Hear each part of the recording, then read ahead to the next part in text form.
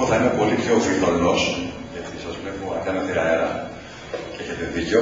Λοιπόν, καταρχήν να ξεκινήσω με τα ευχαριστήρια για να μην τα ξεχάσω. Κύριε Αντιδήμαρχε, Κατερίνα, χίλια ευχαριστώ. Όλους τους παρευρισκόμενους, το Γαλλικό Ινστιτούτο για τη Φιλοξενία.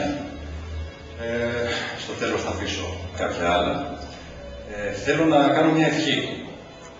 Όλα αυτά τα μέρη που βλέπετε εδώ και είχα την τύχη να τα επισκεφτώ, από την Λαφώνησο μέχρι και τη Φλόρινα, αν μετά από 5, 6, 7, 8, 10 χρόνια ξανακάνουμε μια τέτοια έκθεση, να είναι όπως τα βλέπουμε και σήμερα.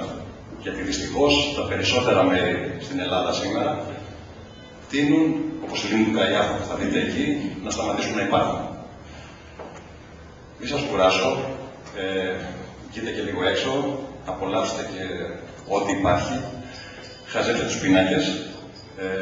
Να ευχαριστήσω τη μητέρα μου που ήρθε από την Αθήνα βέβαια και την έχω κοντά μου ακόμα και να αφιερώσω την έκθεση αυτή στον πατέρα μου που θα ήταν πολύ χαρούμενος να ήταν σήμερα.